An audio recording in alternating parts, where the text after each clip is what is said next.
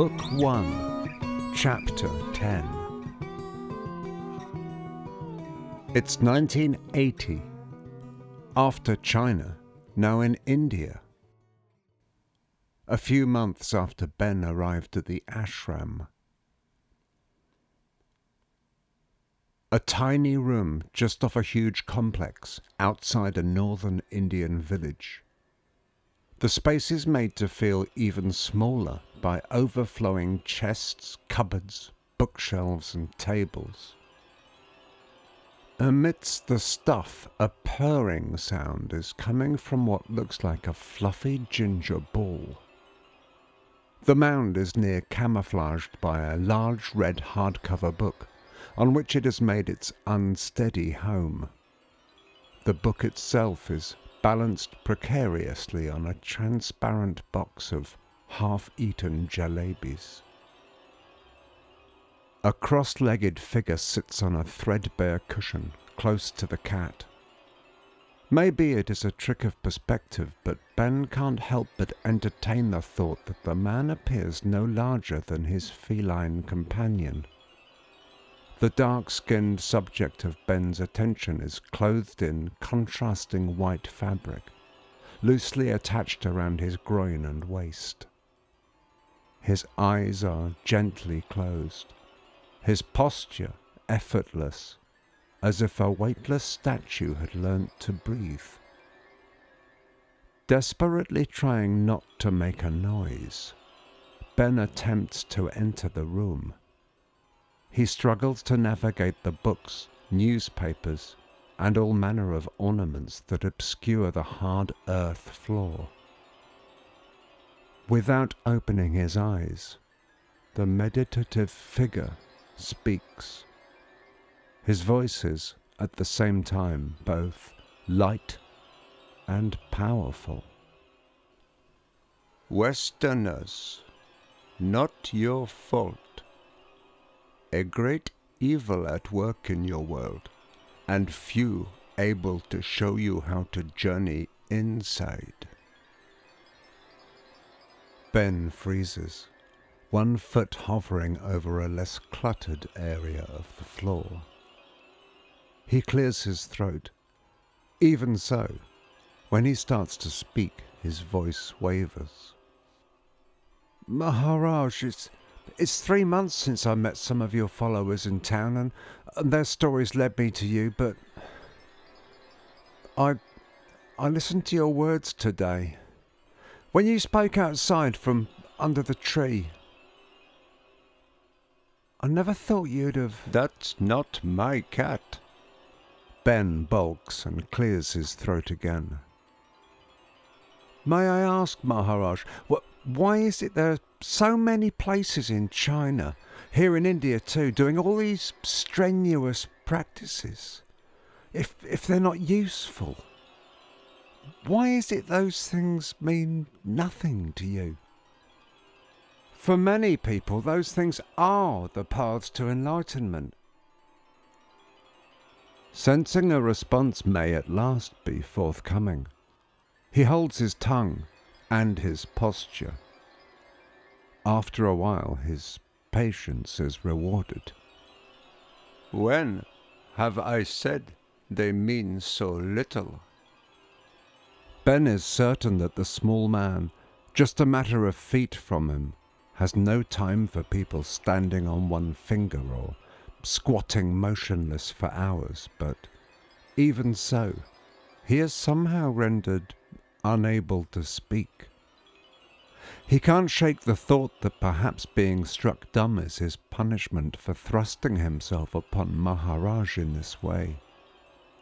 Somewhere in the room a clock is ticking. Involuntarily, Ben begins to count the ticks. Maharaj continues. You have practiced those things? Having lost count of the ticks and tocks and still trying to find a way to stand on more than just one foot. In China I crouched for hours in agony, building my strength and will under my master. The effort produced the desired effect? Ben has given up trying to stand normally. Instead, his weight has been transferred to his back leg. His posture now, to anyone acquainted with the Chinese martial arts, is cat stance. I wasn't full of fear any longer. I knew I could defend myself in any situation. I may never have been as talented as my fellow students, but for a foreigner, I believe I was unsurpassed.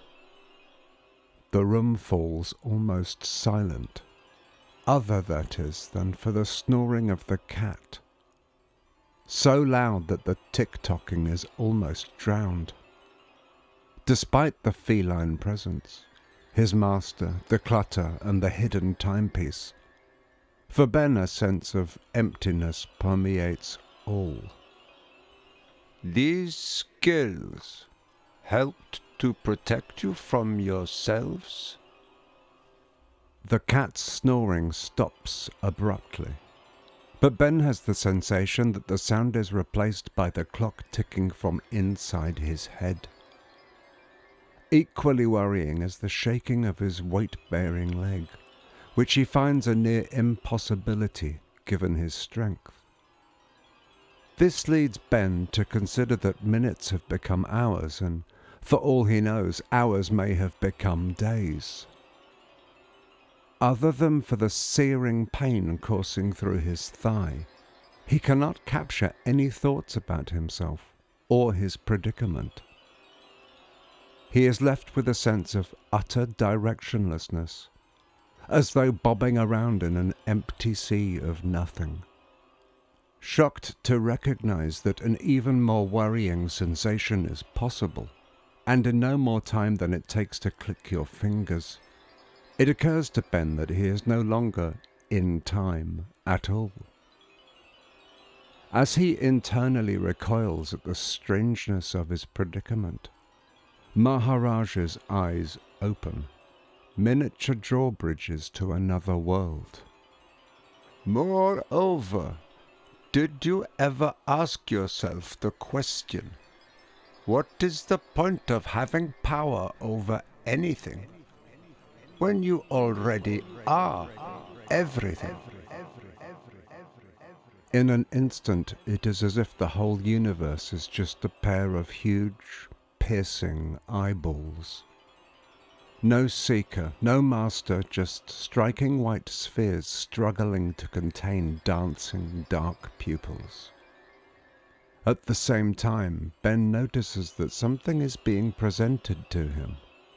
Apparently a complete record of his recent life, but running in reverse.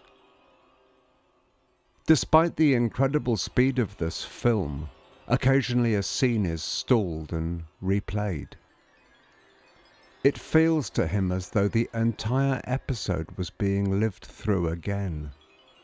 Even more than that, the scene manages to appear more vivid and real than anything he remembers experiencing. Despite time, as Ben had once known it, no longer functioning, it is irrefutable that particular emphasis is being placed on the period when he was still in China, as he neared the border with Bangladesh on his way to India. Suddenly, and perhaps for the first time, he is really there. Although his physical form is evidently still trembling on one leg, in a small room in 1980s India, Ben is also apparently reliving an episode from his final period in China, at the tail end of the 1970s too. A crowd has formed around some middle-aged martial artists. Despite being at the back, Ben's height means he can see the action. An old man, referred to by those around him as Shifu, and possibly an uncle, or even a father to some of the performers, controls the tempo. The long stem of an aged grey pipe, acting as his conductor's baton. From what Ben can discern, the performance comprises of bricks and large pieces of metal being smashed or bent on various body parts. The method of Ben's arrival at this scene has been immediately replaced by a sense of familiarity and mission-like purpose. One of the three men drives the end of a thick wooden pole into a far-from-svelte partner's abdomen. Flesh wobbles and turns red, but he remains standing. Leaving his collarless shirt open, the recipient turns his attention to the clapping crowd. Someone must have a punch that can floor me. Any boxers want to try their strength? Come on! Don't be shy. I won't hit back. His cohorts chime in too. Hey, what sort of a town is this? No real men? We feel sorry for your women. A few of the women in the crowd giggle. One of the performers produces an ornate scabbard housing a wide-bladed sword from under an old sheet on the floor, and, having unsheathed it, brandishes the fearsome flashing metal above his head. In our family for 5 generations. In all our travels, we haven't seen its equal. Along with an audible wave of appreciation from those gathered, a wiry-looking older teenager with a large scar on his left cheek is volunteered by members of his gang. Not concentrating on his footing, he stumbles. The 50 or so spectators burst into laughter. The performers leverage the unplanned slapstick, mimicking his near fall and perpetuating the embarrassment. As the laughter abates, the entertainers seek the crowd's silence, and the man that will receive the punch runs through a series of warm-ups. His preparation appears to comprise of a flurry of kicks and rolls, none of which seem connected with readying himself for a blow to the stomach. They do, however, add to the drama. The young man's friends sound supportive, shouting out various encouraging words and phrases such as "beat fatty" and "kill piggy." Hey, let's be clear. When I knock you out, that sword's mine, right? The old Shifu takes it upon himself to answer. I give you 3 tries to knock my boy down. If you can do that, you won't just get the sword. You'll be given the chance to kick my... He gestures at his crotch with the stem of his pipe and roars with laughter. The crowd whoops and giggles too, as a foil to the young man's nerves, and in an attempt to convince the crowd, his friends, and doubtless himself, of his eagerness, he beckons his target to come forward. As the chubby man approaches, the youngster begins winding his right arm round and round like a crazed windmill. The now sweaty would-be victim, his shirt wide open, finally turns his focus to his ample stomach, making it ripple scrunch at will. It is suddenly clear that despite his monkey-like antics and the middle-aged spread, there could be some genuine skill present.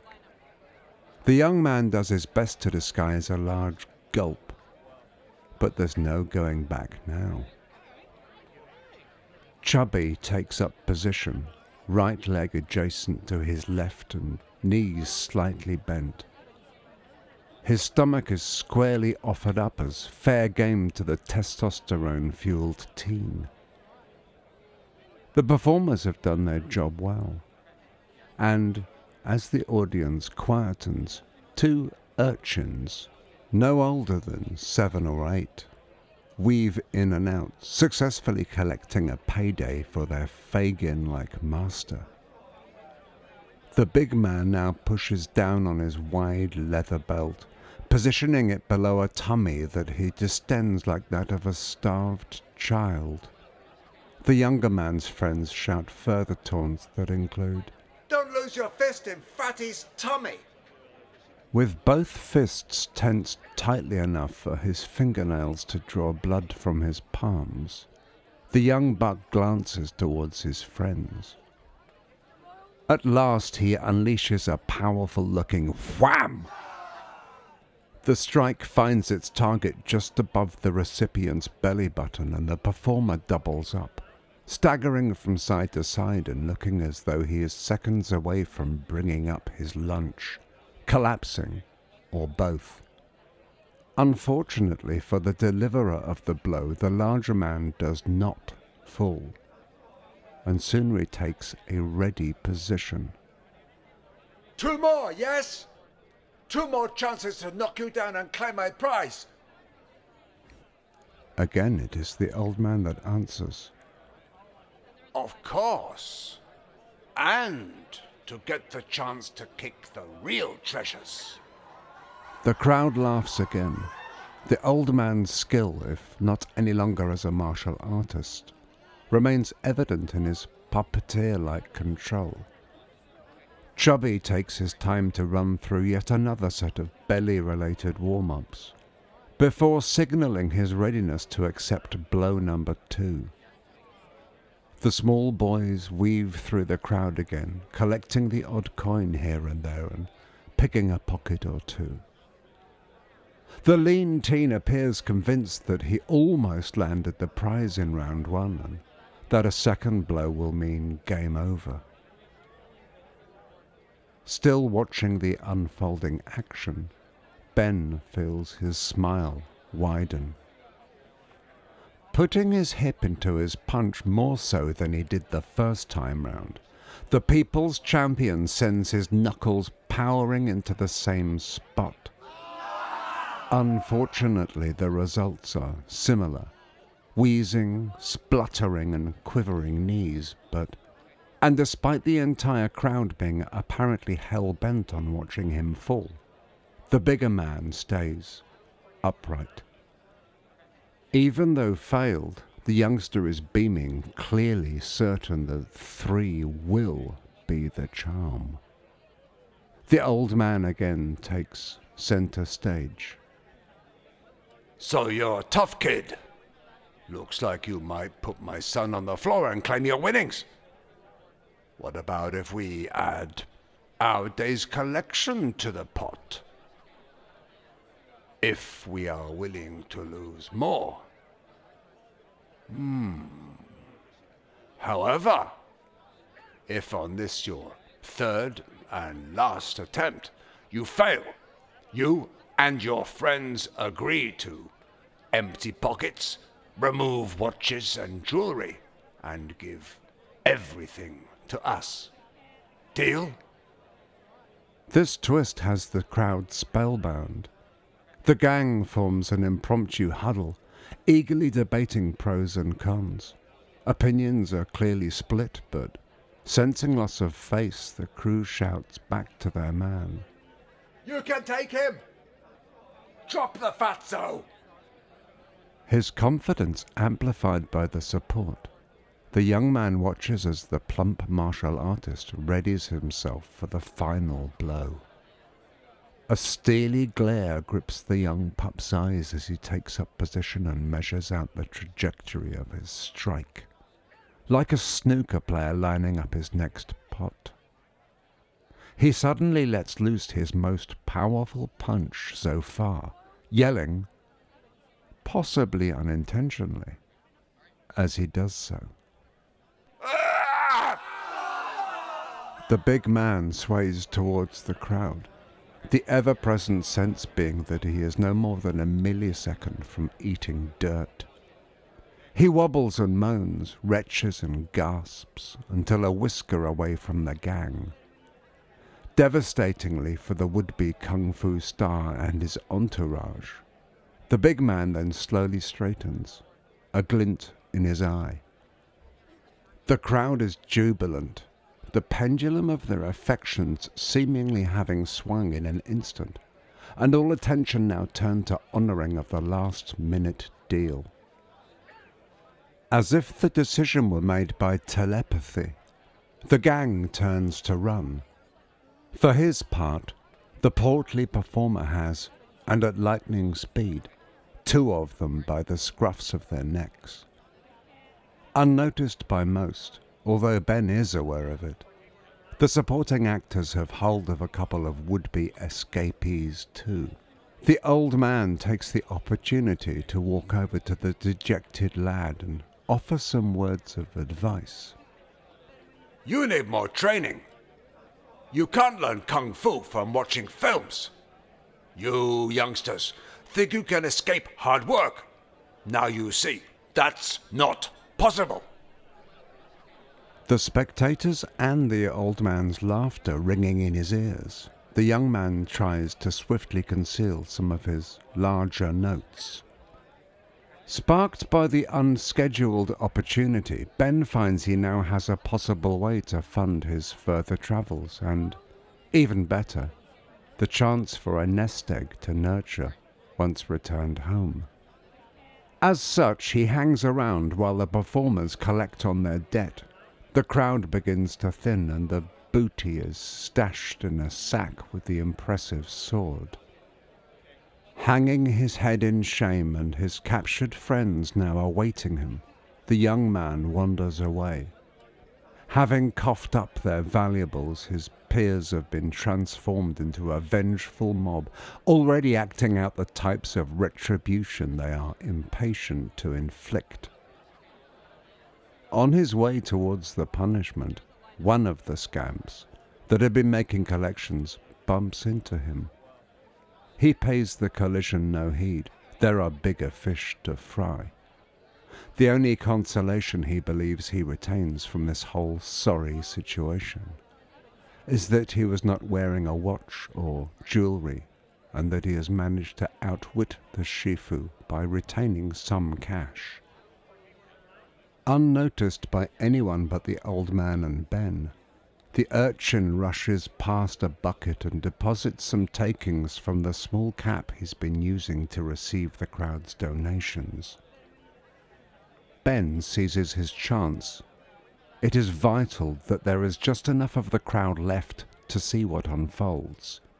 In faultless Mandarin, and at a volume everyone should hear.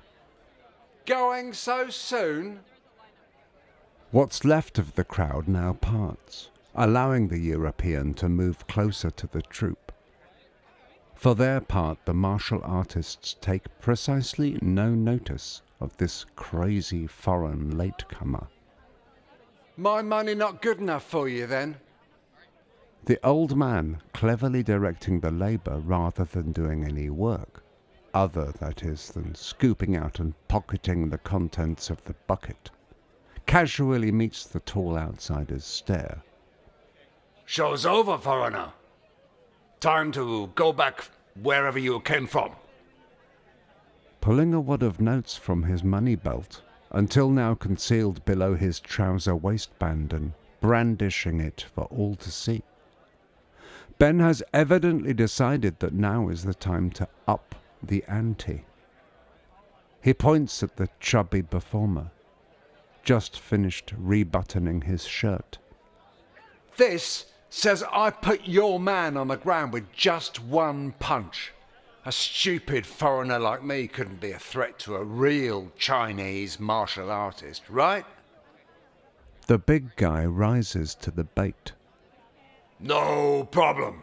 Get ready to lose everything. The old man is not so keen. Hey, ignore him. Like he says, just a big-mouth foreigner. Unfortunately, there are still enough interested spectators around to press home Ben's case. Let him try. He's got a big mouth. Let him prove it. The protestations continue for a while, and eventually Chunky snaps and runs over to Ben. Let's get on with it. The old man puts his head in his hands, but surprisingly it's Ben that slows the tempo. Not so fast, big brother. You know what I'm giving you if you win. But what about if I win? You? You can have anything. What can this bloody devil do? Let him throw his best punch. They back off and allow the action to unfold. It's a deal then. It's a deal, foreigner. Ben puts the notes away and undoes the money belt's buckle. He holds the pouch aloft and gestures for the performer's treasure sack to be brought closer, which, begrudgingly, one of the other brothers concedes to do. The old man lifts his head from his hands and looks across at Ben.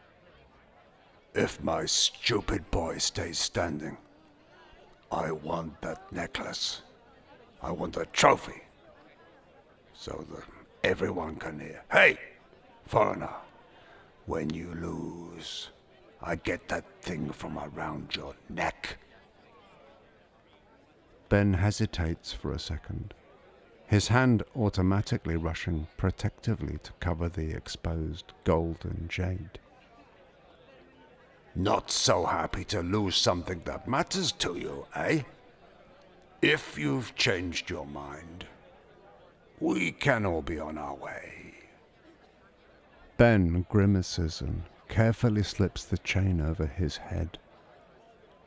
He places it into the pouch and then gingerly lays that near his left foot. The old man grins.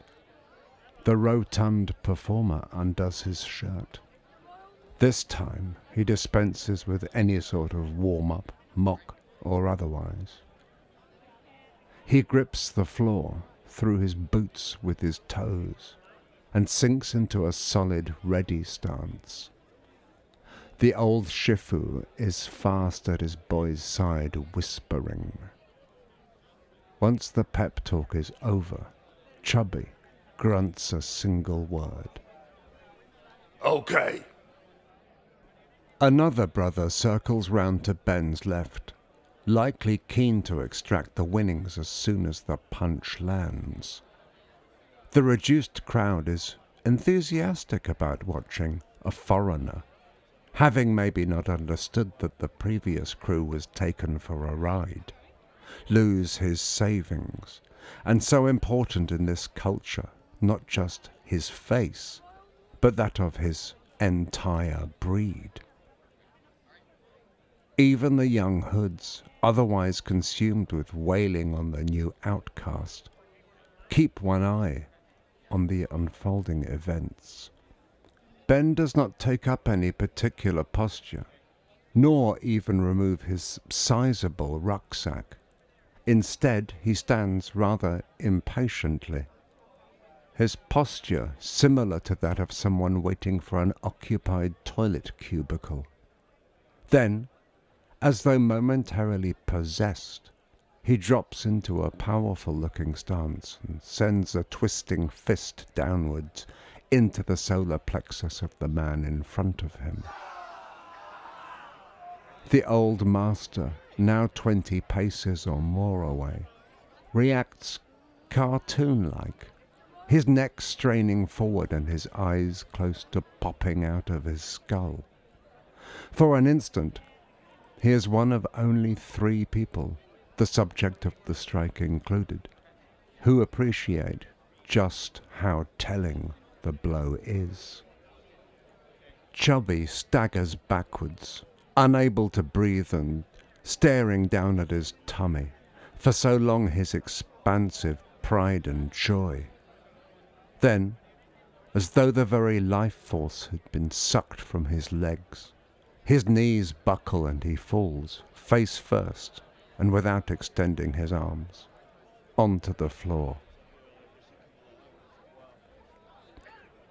There is a mixture of marvel and horror from the audience and the performers, stunned and incredulous that a stomach punch has created a consequence, usually the result of a perfectly timed whack to the jaw, Ben snatches up his money belt, walks across to the brother that has been guarding the day's spoils, relieves them from him, and throws the entire kit and caboodle over his shoulder to the side of his backpack.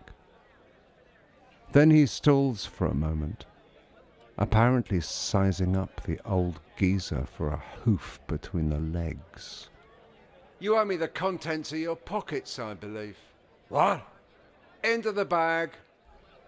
The old man is clearly less than keen to acquiesce, not least because what remains of the audience are unlikely to react well to seeing how much extra had been, less than legitimately garnered from them. Ben presses home the old man's need to comply by making it look like he is about to launch his foot squarely at the Shifu's other possessions of value. Take it. Take it all. Just go. Ben receives the reluctant offering, shakes his head, turns, and walks away. Just as suddenly as the scene with the kung fu troupe in China had come into focus, it fades, like the remnants of a dream upon waking.